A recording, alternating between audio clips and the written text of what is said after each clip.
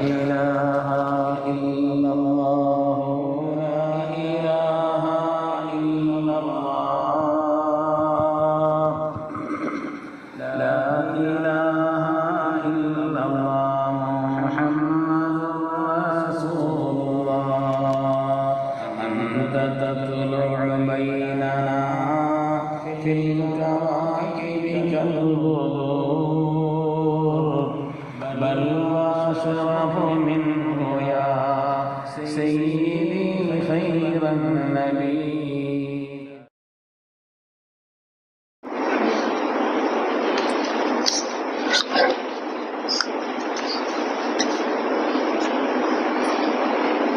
السلام عليكم ورحمة الله وبركاته. الحمد لله العظيم القدرة والشان شديد البطش والبرهان حافظ الدين والقرآن ما شاء الله كان ما لم يشاء لم يكن لا حول ولا قوة إلا بالله إن أريد إلا الإصلاح ما استطعت وما توفيقي إلا بالله عليه توكلت وإليه أنيب سبحانك لا علم لنا إلا ما علمتنا إنك أنت العليم الحكيم. قال الله سبحانه وتعالى في القرآن الحميد بسم الله الرحمن الرحيم وعد الله الذين آمنوا منكم وعملوا الصالحات ليستخلفنهم في الأرض كما استخلف الذين من قبلهم وقال النبي صلى الله عليه وسلم المسجد بيت كل تقي أو كما قال عليه الصلاة والتسليم.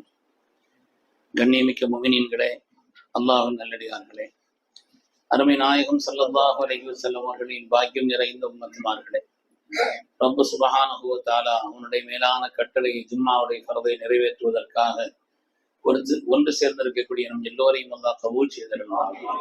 ரப்பினுடைய மேலான திருப்தியை நம்முடைய வாழ்க்கையை லட்சியமாக கொண்டு, அல்லாஹுவின் மேலான திருப்தியை நம்முடைய வாழ்வில் லட்சியமாக கொண்டு இந்த உலகத்தில் அதற்கு ஏற்ப வாழ்ந்து காண்பித்த வள்ளல் முஹம்மது ரசூலுல்லாஹ் ஸல்லல்லாஹு அலைஹி வஸல்லம் பரிசுத்தமான வழியில் நின்று இரு உலகத்திலும் வெற்றி பெற்ற சாலிஹீன்கள், அருளாளர்கள், வலிமார்கள், நாதாக்கள், நல்லோர்களின் கூட்டத்தில் அல்லாஹு தஆலா நம்மையும் நம் சந்ததிகளையும் கபூல் செய்திருந்தார்.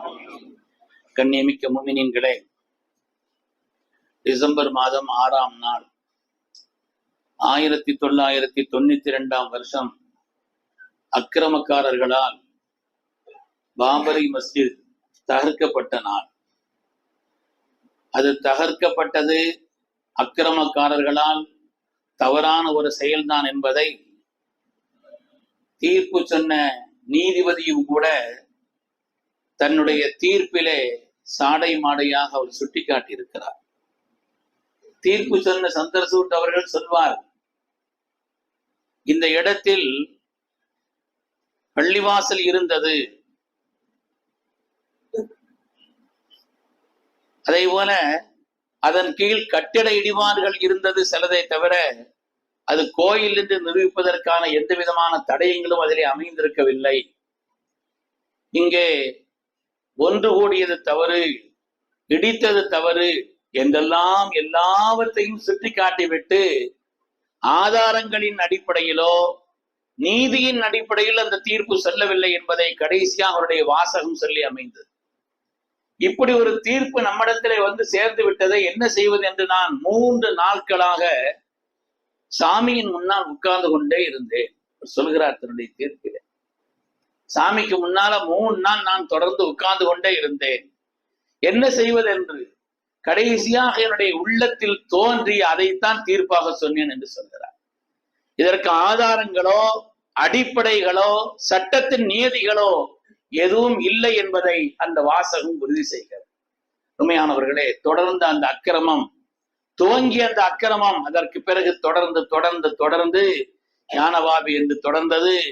அதற்கு பின்னால் இப்பொழுது ஊபியிலே உள்ள சம்பல் மாவட்டத்தினுடைய அந்த மஸ்ஜித் தொடர்ந்து கடைசியாக இப்பொழுது அவர்கள் நாட்டிலே உள்ள அந்த நீதிமன்றங்களை தங்களுடைய கையில வைத்திருக்கிற காரணத்தினாலே அதனுடைய அந்த தொடராக கடைசியாக இப்பொழுது நல்லிணக்கத்தின் ஒரு அடையாளமாக திகழக்கூடிய அஜ்மீரிலே உள்ள சிஸ்தி ரஹ்மத்துல்லாஹி அலைஹிவுடைய கபர் வரை, தர்கா வரை வந்து சேர்ந்திருக்கிறது. உண்மையானவர்களே, காரணம் என்னவென்று சொன்னால் நீதிமன்றங்கள் அவருடைய கையில் இருக்கிறது என்ற அந்த அடாவடித்தனத்தின் காரணத்தினாலே கலவரங்களின் மூலமாக, தொல்லியல் துறை மூலமாக, நீதிமன்றத்தினுடைய மூலமாக இப்படிப்பட்ட சூழ்ச்சிகளை தொடர்ந்து அவர்கள் செய்து கொண்டே இருக்கிறார்கள். அதனாலே இப்பொழுது அதனுடைய நிலைப்பாடு என்பது இந்திய முஸ்லிம்களை தொடர்ந்து பல்வேறு விதமான சோதனைக்குள்ளாக்கி கொண்டே இருக்கிறது. இதிலே மாத்திரமல்ல, உணவிலே, உடையிலே, உறைவிடத்திலே, குடியுரிமையிலே, சொத்துக்களிலே, வெறுப்பான பேச்சுக்களை பேசுவதிலே, திரைப்படங்களின் வழியாக, தொலைக்காட்சிகளின் வழியாக, செய்தித்தாள்களின் வழியாக, அருமையானவர்களே, என்னென்ன வகையிலெல்லாம் முஸ்லிம் சமூகத்தை, அவருடைய கலாச்சாரத்தை, அவருடைய பண்பாட்டை, இஸ்லாமியத்தை உலகத்தில் இல்லாமல் ஆக்க வேண்டும் என்பதற்காக வேண்டி அவர்கள் சதித்திட்டம் செய்து கொண்டிருக்கிறார். எல்லாவற்றிலேயும் உணவிலே மாட்டிறைச்சி என்ற ஒரு பிரச்சனையை, மாட்டிறைச்சி வைத்திருந்தார், சாப்பிட்டார் என்றெல்லாம் அசாமிலே இப்பொழுது விஸ்வால் உத்தரவு போட்டிருக்கிறார் அங்கே உள்ள முதலமைச்சர். மாட்டிறைச்சி என்பது அது தடை செய்யப்பட்டிருக்கிறது. ஆனால் பெருத்த அநியாயம் என்னவென்று சொன்னால், உலகத்திலேயே மாட்டிறைச்சியை ஏற்றுமதி செய்வதிலேயே உலகத்திலே 3வது நாடுகளிலே உள்ள அந்த ஒன்று இந்தியா. மாட்டிறைச்சி செய்யக்கூடிய, ஏற்றுமதி செய்யக்கூடிய அந்த அமைப்பினுடைய, அந்த கம்பியினுடைய பெயர் என்னவென்று சொன்னால் அல் கபீர் என்று அதனுடைய பெயர். அதனுடைய உரிமையாளர் யார் என்று சொன்னால் ஒரு ஐயர். பெருமக்களை, எங்கே போய் சொல்வது இந்த வேடிக்கை?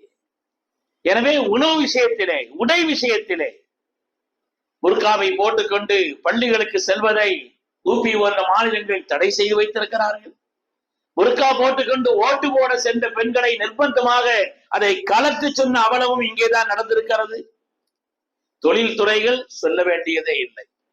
முஸ்லிம்கள் வசம் இருக்கக்கூடிய தொழில் துறைகளா, வியாபாரங்களா, அதை அழிப்பதற்காக என்னென்ன முயற்சிகள் செய்ய வேண்டும் அதுவெல்லாம் திட்டமிட்டு செய்து கொண்டிருக்கிறார். ஒவ்வொன்றும் உள்ளே சென்றால் ஆழமாக, விரிவாக பேசப்பட வேண்டிய ஒன்று. தொழில்துறைகளிலே, அதே போல குடியுரிமையிலே இந்திய சமூகம் கொதித்தெழுந்தது என்பதை நாம் பார்த்தோம். சிஏஏ, என்ஆர்சி என்ற பெயராலே நாட்டிலே நாடற்றவர்களாக முஸ்லிம்களை ஆக்குவதற்குண்டான சதி திட்டம் என்னென்ன உண்டோ அதையெல்லாம் செய்து முயற்சி செய்து ஒரு விதத்தில் தோல்வித்திருக்கிறார். அருமையானவர்களே, எனவே குடியுரிமை இல்லாமல் ஆக்குவதில்லை, சொத்துக்களை அழிப்பதில்லை, முஸ்லிம்களிலே உள்ள சாலிஹீன்கள், நன்மக்கள், இறை பொருத்தத்தை தேடி அவர்கள் முஸ்லிம் சமூகத்திற்காக அவர்கள் வக்ஃப் செய்த அந்த சொத்துக்களை எல்லாம் இல்லாமல் ஆக்குவதற்காக வேண்டியுள்ள பெருமுயற்சியை, வக்ஃப் சட்ட திருத்த மசோதா என்ற பெயராலே நாட்டில் நடந்து கொண்டிருக்கக்கூடிய இந்த அநியாயத்தை பார்க்கிறோம். அது பாராளுமன்றத்தில் நிறைவேறாமல் ஆன பொழுது அதற்காக வேண்டிய ஒரு குழு அமைத்தார்கள். இந்த குழு அதை பற்றி பேசும். நாடாளுமன்ற நிலைக்குழு என்ற பெயராலே அந்த குழு அதை பற்றி பேசும். மாநிலங்களுக்கெல்லாம் சென்று அங்கே உள்ள காரியங்களிடத்திலே கருத்துக்கள் கேட்கும். அதற்கு பிறகு அது தாக்கல் செய்யும் என்றெல்லாம் ஒரு குழுவை அமைத்தார்கள். பாராளுமன்றத்தினுடைய மரபை கொஞ்சம் கூட பேணாமல் நாட்டினுடைய உள்துறை அமைச்சர் அவர் அறிவிக்கிறார், குழு எதையும் சொல்லிவிட்டு போகட்டும், ஆனால் வக்ஃப் திருத்த மசோதா சட்டம் நிறைவேறிய தீரும் என்று சொல்கிறார். பாராளுமன்றத்தினுடைய மரபு என்னானது, குழு என்னானது? இப்படி ஒரு அமைச்சர் குழுவை போட்டதற்கு பின்னால் சொன்னால் அந்த குழுவினுடைய பொறுப்பாளர்கள் அவ்வளவு பேரும் இது எதற்கு, இந்த குழு எதற்காக இது என்று எல்லோரும் ராஜினாமா செய்துவிட்டு செல்ல வேண்டாமா? எனவே சொத்துக்களை அபகரிப்பதன் வழியாக உள்ள அந்த சதியையும் அந்த சதி திட்டத்தையும் செய்து கொண்டிருக்கிறார். வெறுப்பு பேச்சு சொல்ல வேண்டியதில்லை. வெறுப்பு பேச்சு எங்காவது சட்டமன்ற, நாடாளுமன்ற தேர்தல் நடக்கின்ற நேரத்திலே அதிகமான வெறுப்பு பேச்சுக்களை நாட்டினுடைய பிரதமர் பேசுகிறார், உள்துறை மந்திரி பேசுகிறார். அதை அப்படி சின்ன அந்த வால்ல ஆட வேண்டியதில்லை, சொல்ல வேண்டியதில்லை. அவர்களே அப்படி பேசப்படுது. வெறுப்பு பேச்சுக்கள், கொடூரமான வெறுப்பான பேச்சுக்கள். ஒவ்வொரு பேச்சுக்களும் யாரை குறித்தெல்லாம் ஸல்லல்லாஹு அலைஹி வஸல்லம் இருந்து ஆரம்பித்து, அங்கிருந்து ஆரம்பித்து பரிசுத்தமான நம்முடைய அன்னையர்கள் முதல் முஸ்லிம்களுடைய எல்லா விதமான கலாச்சாரங்களையும் கேலி செய்தும் அதை கிண்டல் செய்தும் கோபத்தை உண்டாக்கக்கூடிய விதத்திலேயும் வெறுப்பான பேச்சுக்கள். அருமையானவர்களே, அதேபோல் திரைப்படங்களின் வழியாக நமக்கு அதிகமான தொடர்பில்லை என்று சொன்னாலும் கூட மக்களுடைய பொழுதுபோக்கு அம்சமாக எல்லோராலும் கருதப்படக்கூடிய அந்த திரைப்படத்தின் வழியாகவும் அதன் வழியாக முஸ்லிம் எதிர்ப்பை உண்டாக்கக்கூடிய காரியங்களை செய்து கொண்டிருக்கிறார். தொலைக்காட்சிகளின் வழியாக இங்கு சமீபத்தில் நடந்த ஒரு திருட்டிலே ஒருவர் பிடிபட்டு ஜெயிலில் அடைக்கப்பட்டிருக்கிறார். இது ஒரு செய்தி, ஒரு சகோதர சமுதாயத்தை சார்ந்தவர். ஆனால் அந்த அடைக்கப்பட்டிருக்கிறார் என்ற செய்தியை போட்டுவிட்டு சிறைச்சாலையினுடைய கம்பி அதிலே ஒரு படமா போட்டிருக்கிறார்கள். அந்த படத்திலே ஒரு ஆளுக்கு தொப்பியை போட்டு தாடி வச்சிருக்கான். இன்னைக்கு தொலைக்காட்சியினுடைய அல்லது செய்தித்தாள்களுடைய நிலை என்ன என்று பார்க்கிறோம். அருமையானவர்களை, கலவரங்களின் மூலமாக எதுவெல்லாம் நோக்க வேண்டும் என்று சொன்னால் இஸ்லாத்தை உலகத்திலிருந்து அழித்து விட வேண்டும் என்று திட்டமிடுகிறார். அதைவிட கேலியான, அதைவிட சிரிப்பிற்குரிய நகைச்சுவையான ஒன்று இருக்க முடியாது. அல்லாஹ் சொல்லிவிட்டான், தங்களுடைய வாயினால் அந்த பிரகாசத்தை ஊதி அணைத்து விடலாம் என்று நினைக்கிறார்கள். வாயினால் பிரகாசத்தை, இஸ்லாம் என்ற பிரகாசத்தை, மக்காவிடவும் எதிரிகளை சந்திக்கணும். இஸ்லாம் மக்காவை விடவா கொடூரமானவர்களை சந்திக்க வேண்டும்? அதை விடவா கடும் எதிரிகளை சந்திக்க வேண்டும்? நாவினால் ஊதி அணைத்து விடலாம், வாயினால் என்று ஊதி அணைத்து விடலாம் என்று எண்ணுகிறார்கள். சத்திய வாக்கு, ரப்பினுடைய சத்தியமான வாக்கு, அல்லாஹ் தன் பிரகாசத்தை நிறைவேற்றியே தீருவார். எந்த அளவுக்கு சொன்னாங்க,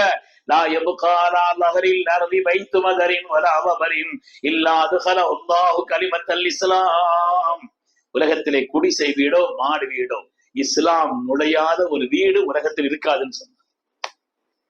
இஸ்லாம் நுழையாத ஒரு வீடு உலகத்தில் இருக்காது என்று ஸல்லல்லாஹு அலைஹி வஸல்லம் நமக்கு முன்னறிவிப்பு. அதனால இவர்கள் இப்படிப்பட்ட சதி திட்டங்களை செய்து விடலாம் என்று எண்ணி பார்க்கிறார்கள். இஸ்லாமிய கலாச்சாரத்தை அழித்து விடலாம் என்று திட்டமிடுகிறார்கள். பல்வேறு காரியங்களை அவர்கள் சொல்லி காண்பிக்கிறார்கள். உண்மையான பெருமக்களே, இந்த நேரத்திலே நாம் செய்ய வேண்டியது என்ன?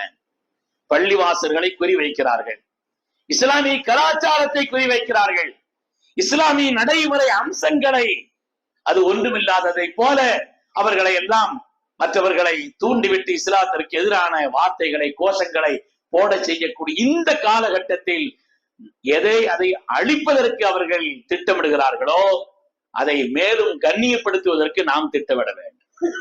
அதுதான் நம்முடைய தலைமுறையினுடைய எழுச்சிக்கும் வெற்றிக்குமான காரணம்.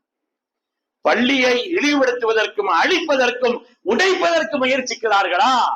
அந்த பள்ளிகள் கட்டப்படுவதற்கும் கட்டப்பட்ட பள்ளிகளுடைய கண்ணியத்தை பேணுவதற்கும் அதை நிலைநிறுத்துவதற்கு உண்டான கண்ணியத்தை நாம் செய்தோம் என்று சொன்னால் அதுதான் இந்த தலைமுறைக்கு நாம் செய்ய வேண்டிய கடமை. அதுதான் வெற்றிக்கான வழி. எதிரே அவர்கள் தீவிரம் காட்டுகிறார்களோ, எதிரே அவர்கள் கலாச்சாரத்திற்கு எதிராக தீவிரம் காட்டினால் அதைவிட நாம் அதை பற்றி பிடிப்பதிலே ஆர்வம் காட்ட வேண்டும், நாம் அதிலே கவனம் செலுத்த வேண்டும். அருமையானவர்களே, உலகத்துல பள்ளிவாசல்ங்கிறது சாதாரணமானதல்ல.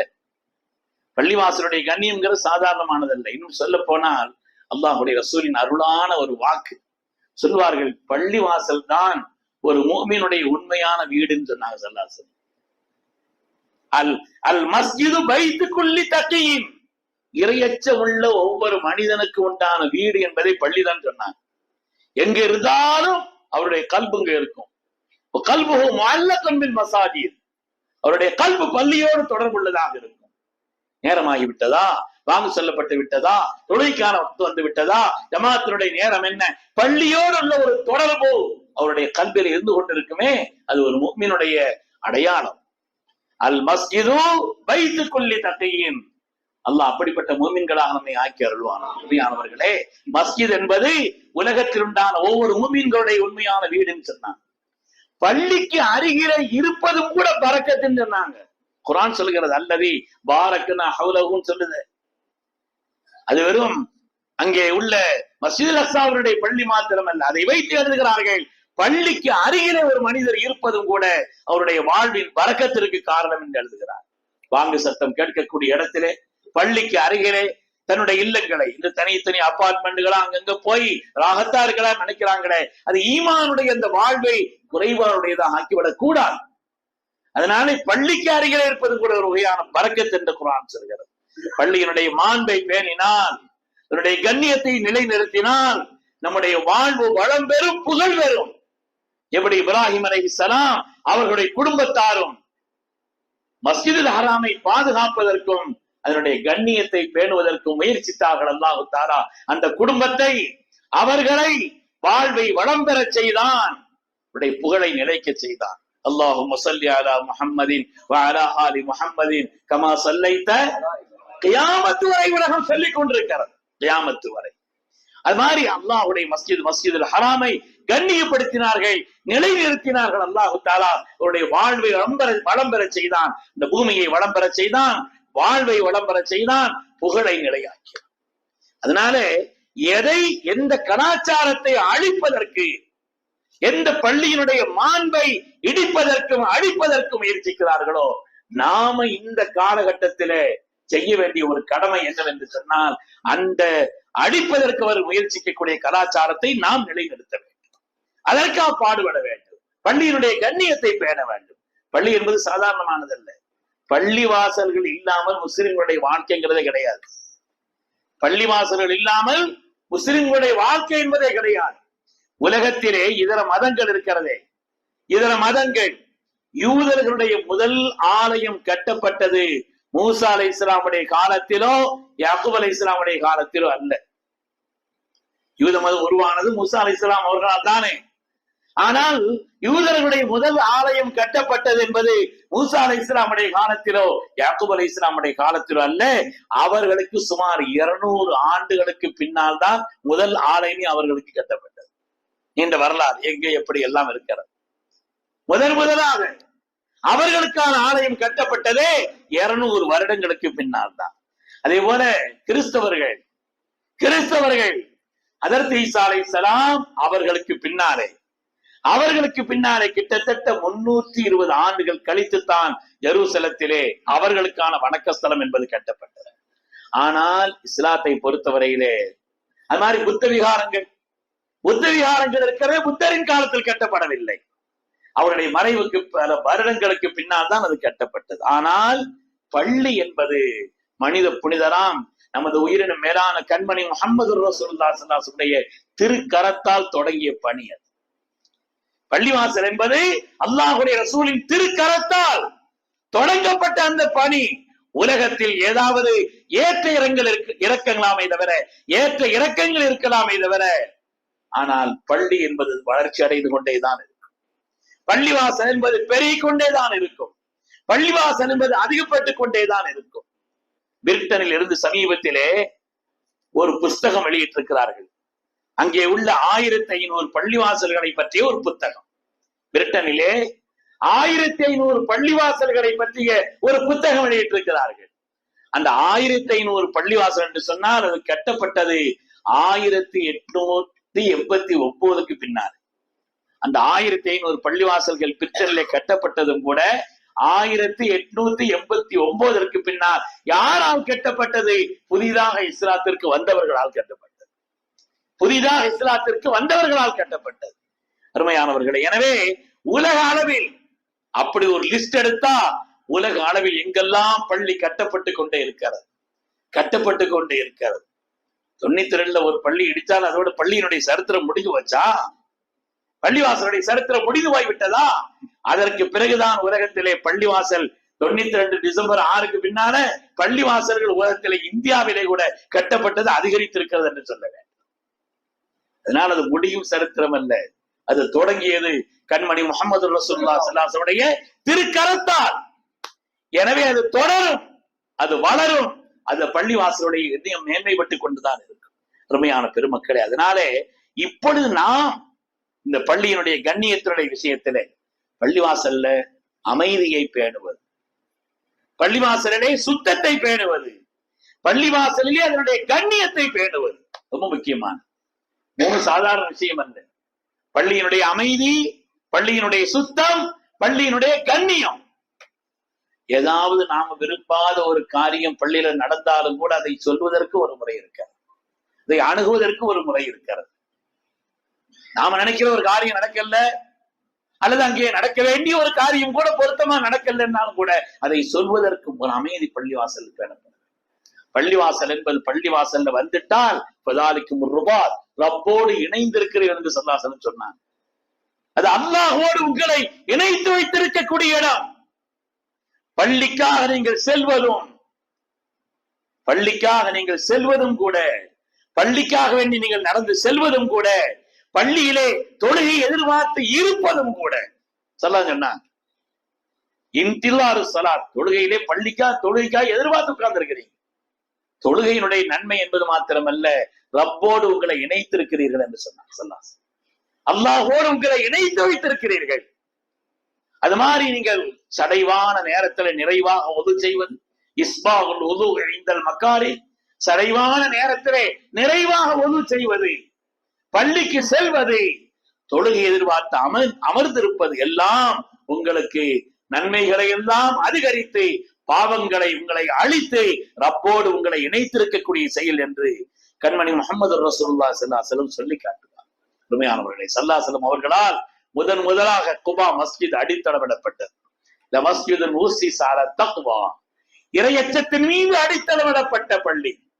மஸ்ஜிது நபவி கட்டப்படுவதற்கு முன்னால் அல்லாஹ்வுடைய ஹபீபின் திருக்கரத்தால் மஸ்ஜிது குபா கட்டப்பட்டது. தொடர்ந்து மஸ்ஜிது நபவி ஸல்லல்லாஹு அலைஹி வஸல்லம் எங்கெல்லாம் அதற்கான வேலைகளை தொடங்கினார்களோ, இன்னும் சொல்ல போனால் ஸல்லல்லாஹு அலைஹி வஸல்லம் எங்கெல்லாம் சுஜூது செய்தார்களோ அங்கெல்லாம் பள்ளி பெருமக்கள். பத்ரிலே ஒரு இடத்திலே சுஜூது செய்தார்கள். ரப்பே, இந்த கூட்டம் தோற்றுவிட்டால் உலகத்தில் இனிமேல் அல்லாஹ் என்று சொல்வதற்கு ஆள் இருக்காது ரப்பே சொன்னார்.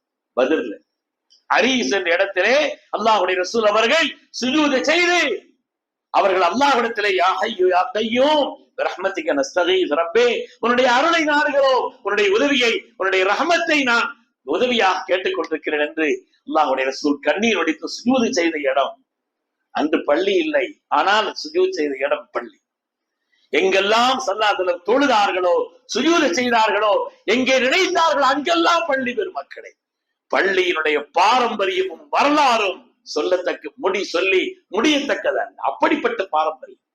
எனவே உலகத்திலே இன்று அவர்களுடைய நோக்கம் ஒரு குறிப்பிட்ட பள்ளி என்பதல்ல, இஸ்லாமிய கலாச்சாரத்தை அழிப்பது, பள்ளியினுடைய மாண்பை இல்லாமல் ஆக்குவது. அதற்கு எதிராக நாம செய்ய வேண்டிய அசலான காரியம் பள்ளிவாசலுடைய கண்ணியத்தை பேணுவது. தொழுகைக்காக பள்ளியிலே நாம் உரிய நேரத்தில் ஜமாத்திற்கு ஒன்று கூடுவது, பள்ளியிலே அமைதியை பேணுவது, சுத்தத்தை பேணுவது, பள்ளியினுடைய கண்ணியத்தை பேணக்கூடிய அந்த காரியங்கள் என்னென்ன உண்டோ அதையெல்லாம் பேணி செய்வதுதான் அவர்களுடைய அந்த சதி திட்டத்தை முறியடிப்பதற்கான வழி என்பதிலே சந்தேகமே. அல்லாஹ் தஆலா நமக்கு விளங்கும் நசீபை தந்தருள்வான். நம்முடைய பள்ளிகளை அல்லாஹ் இன்னும் அதிகரிக்க செய்தருள்வான். அல்லாஹ்வுடைய ரசூலின் திருக்கரத்தால் தொடங்கி வைக்கப்பட்ட மாண்பான அந்த பணியை உலகமெல்லாம் அல்லாஹ் தஆலா அந்த பள்ளிகளை அல்லாஹ் மென்மேலும் அதிகரிக்க செய்தருள்வான். பள்ளியினுடைய கண்ணியத்தை பேணுபவர்களாக அல்லாஹ் நம்மை ஆக்கி அருள்வானா. தீனுக்கு எதிராக, இஸ்லாமிய கலாச்சாரத்தை அழிப்பதற்கு எதிராக, அல்லாஹ்வுடைய ஜோதியை அணைப்பதற்காக திட்டமிடக்கூடிய எதிரிகளுடைய எல்லா விதமான சூழ்ச்சிகளை விட்டும் அல்லாஹ் தஆலா இந்த சமூகத்தை பாதுகாத்தருள்வானா. ஆமீன் ஆமீன் யா ரப்பல் ஆலமீன். வாஹிரு தஅவானா அனில் ஹம்துலில்லாஹி ரப்பில் ஆலமீன். அஸ்ஸலாமு அலைக்கும்.